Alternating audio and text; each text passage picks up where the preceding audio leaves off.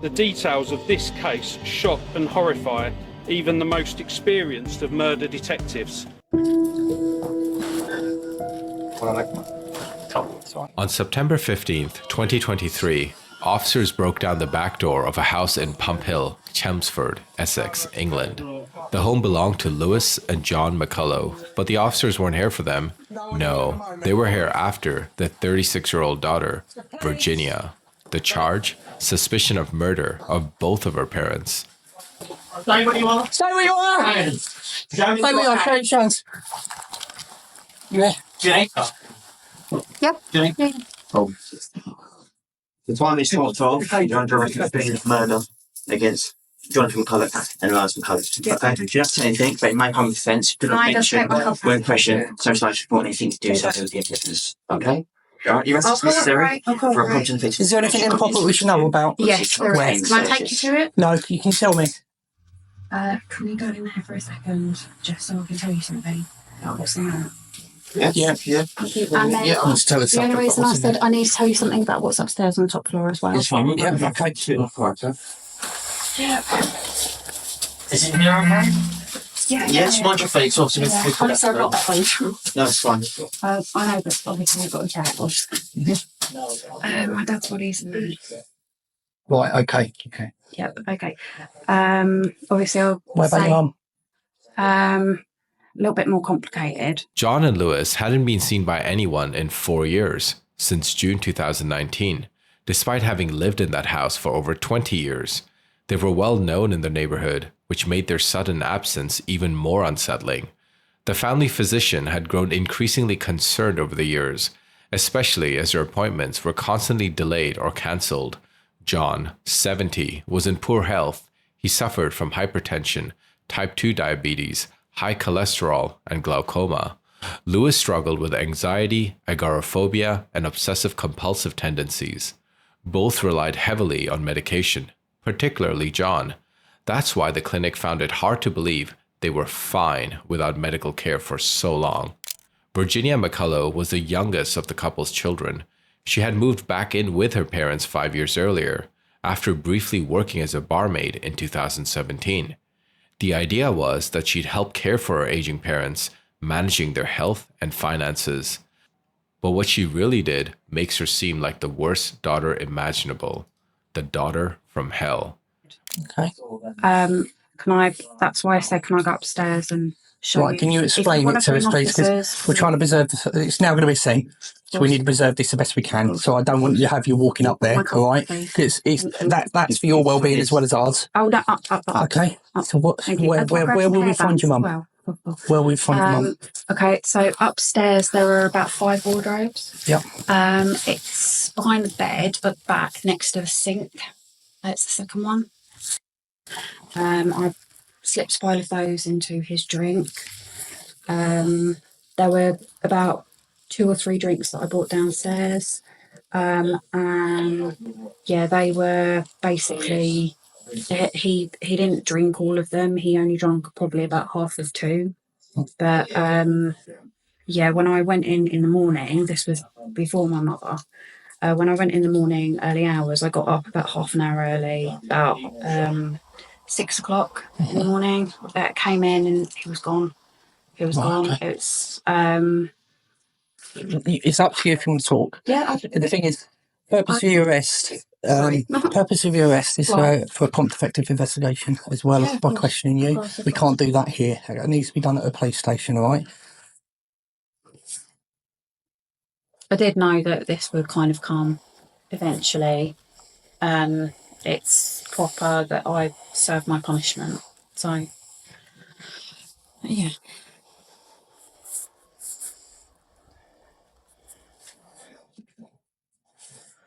Okay, so Virginia, I'm just going to ask you this. This is what I've written down based on the information you just told us, because what we regard as a significant comment, because you've made it under caution after your arrest. By the way, they're my granddad's. Okay.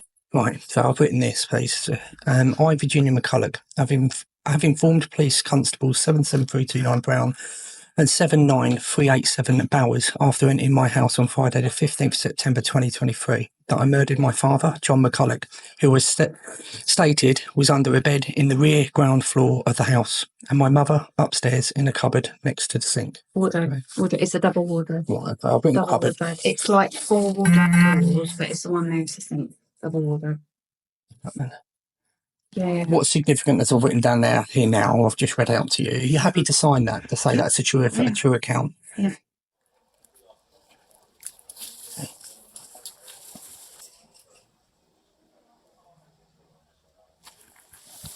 Cheer up, at least you caught the bad guy. I know, I don't think I've done my job. No. I don't You're not a lot percent evil, but we all yeah, not I'm not going to comment on anything. It's not my job to comment on it, okay? Because I've got to be impartial with everything, okay? So I'm not going to give any comments. No, well, I mean, I deserve to obviously get whatever's coming sentence-wise, because that's the right thing to do. And that might give me a bit of peace.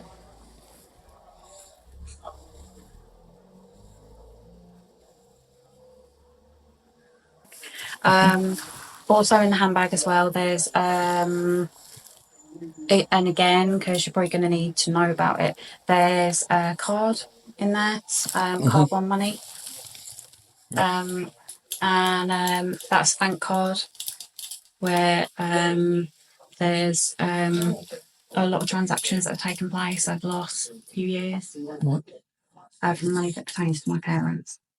Virginia drained her parents of their money and their dignity, eventually killing them when they became worth more to her dead than alive. She lived off their retirement savings, cashed in on their benefits, and spent their money lavishly. How she managed to pull this off for so long is shocking, and we'll get into the details shortly. Before Lewis disappeared entirely from sight, she had a pen pal she confided in. She mentioned that she and John had been victims of a fraudulent bank transaction and many other scams. Then, one day, the messages just stopped. John's friend, someone he met up every Friday at the local White Horse pub, was surprised when Virginia told him her parents had moved to Clacton because they were fed up with people gossiping about them. It was odd. John and Lewis had never shown any concern about gossip before. That friend never heard or saw them again, only encountering Virginia from that point forward. Another couple in the neighborhood received postcards, supposedly from John and Lewis in Clacton.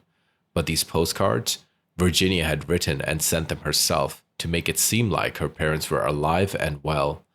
The COVID-19 pandemic, with its lockdowns and restrictions from 2019 to 2022, made it easy for familiar faces to lose touch. For Virginia, this was perfect. She took advantage of the situation to hide her scheme, keeping up the illusion of her parents' absence without anyone asking too many questions. But her charade came crashing down in September 2023. After years of Virginia canceling appointments on behalf of her parents, their doctor finally had enough. No one had spoken to or heard from John or Lewis in far too long, and their health conditions were serious. The excuses weren't cutting it anymore. Their doctor reported it to the police, triggering a missing persons investigation. When the police initially contacted Virginia to ask about her parents' whereabouts, she told them they were traveling and would return in October. But two 70-year-old people with chronic illnesses traveling without their medication wasn't an acceptable answer to the police, and they executed a search warrant of her parents' home and the arrest of Virginia, as you saw earlier. But what came as a complete shock is that her parents were in Chelmsford the entire time. In fact, they never left their house in Plum Hill since 2019. The only problem was they were dead, brutally murdered by their own daughter, and their house became a makeshift unceremonious mausoleum for their bodies. More details on that soon. What they found was horrifying, a homemade mausoleum where John McCullough's body had been entombed. Virginia had built a tomb by stacking masonry blocks, securing them with filler, and then covering the structure with blankets and paintings to hide it. John's body was wrapped in a sleeping bag and buried under 11 layers of plastic and other materials. An autopsy later revealed that John had a number of medications in his system, medications that had never been prescribed to him. As for Lewis, her fate had been even more brutal. She had suffered 8 stab wounds to her neck, shoulder, and chest. What could drive someone to such violence and hatred? Unlike most killers during their arrest, Virginia remained eerily composed. She signed her police statements confessing to the murders of her parents as casually as one might sign for a delivery package. When discussing the bodies' locations, Virginia seemed more concerned about the police rummaging through her wardrobe than the fact that her parents were buried in the same house. Dr. David Holmes, a criminal psychologist, commented on Virginia's behavior. This is someone who is very controlled, somewhat obsessive, but also is showing those cool, callous traits which can emanate from autism, psychopathy, which pre-exist. They've been there all this lady's life. So, she could have done things in the past we don't know about. However, that cool, calm exterior is a product of her indifference to the humanity that she destroyed. Complete indifference to human life and suffering, pointing towards herself quite a lot. She was fairly obsessively controlling the interview with the police, correcting them, trying to get detail right, which seemed to her to be more important than the fact that she'd been living with the corpses of her parents for 4 years. I think it's narcissistic, very much a psychopathic trait. It's a trait that also shows OCD, obsession. It's a complete absence of emotional involvement. This wasn't a killing in anger. She wasn't in hatred of her parents. She had nothing particularly against her parents. In fact, she quite liked them. But they just got in the way of her finances, the debts, and that was it. That's as much motivation as she needed to kill her parents. And she carried on living and carried on spending what was left of their money. So what exactly happened, and why did Virginia do it? Virginia didn't have a job or regular source of income. She relied on payments from her father and was entrusted on managing some of her parents' financial affairs. Instead of being responsible, Virginia stole from them, secretly taking out loans in their names and increasing the amounts she could siphon. She spent the stolen money gambling online and shopping. When her parents noticed financial loss, Virginia lied, claiming they were victims of fraud, banking failures, or hacking. She invented stories of police and corporate investigations and promised that repayment was just around the corner, though it never came.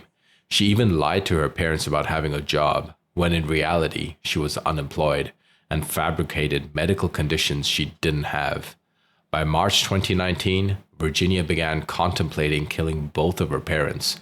She claimed she felt trapped and wanted to be free from them, but in truth, she was trapped by her own web of lies. She must have realized that it was only a matter of time before her deceit was uncovered.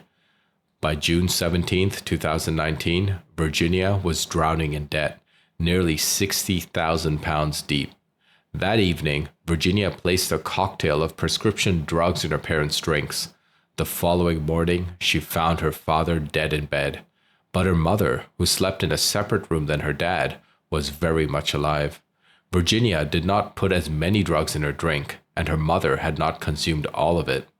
But she had a cruel backup plan for this, which would make her father's demise fortunate in comparison to the horror she would unleash on her own mom. Virginia put on gardening gloves and grabbed a hammer, and her mom sat listening in the bed to the radio. Virginia struck her in the head. By her own description, Lewis turned to her daughter and begged her, "What are you doing?" Virginia ignored her mom's pleas as she mercilessly hit her with repeated blows.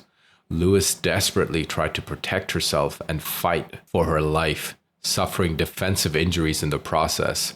Her last thought must have been how her own daughter was bludgeoning her with murderous intent. At some point, Virginia decided to drop the hammer because it was, according to her, too messy, and she grabbed a kitchen knife and stabbed her mom 8 times in the chest and neck. That morning, Virginia went to the GP for treatment for a cut on her hand, a wound she had sustained while stabbing her mother. She told the clinic that the cut was from an accident she received while chopping vegetables. Afterwards, she headed to the Chelmsford town centre to buy supplies, items she intended to use to conceal her parents' bodies. The very next day, June 19th, Virginia impersonated her mother to obtain a new credit card and PIN. Then, she immediately used this card to buy new clothes and jewelry for herself. Then, she set about concealing the bodies. She placed each of her parents in sleeping bags she had purchased on June 18th. She sealed her mother inside a wardrobe, taping it shut and later blocking it with the breeze blocks. Her father was placed in the makeshift mausoleum Virginia constructed with breeze blocks as well. For 4 years and 3 months after murdering her parents, Virginia maintained the facade that they were still alive. The day they died, she sent a text from her mother's phone to one of her sisters, reading, "Your dad and I are at the seaside in Walton this week, Mum." That night, she sent another, "Good night, Mum." These messages continued in the months and years that followed. Virginia even spoke to one of her sisters, pretending to be their mother. Virginia used multiple SIM cards to impersonate her parents, sending pre-printed birthday cards using an online service and continuing to collect their pension payments, which eventually totaled nearly £136,000. She called her father's pension company, pretending to be him, and opening new credit cards in her parents' names, racking up additional charges. She even accessed their bank accounts and took winter fuel payments. By the end, the amount she had stolen reached nearly £150,000. Her deceit didn't stop there. Virginia made calls to the police, pretending to be her mother, complaining about trivial matters. She contacted her parents' GP, again impersonating her mother. One of her sisters described Virginia as a compulsive liar, though that description barely captures the extent of the elaborate and enduring web of lies she spun, deception that had stretched on for years. So, the lower one is upstairs in the dining room, kitchen, yeah, and it's in the middle of the brown carpet.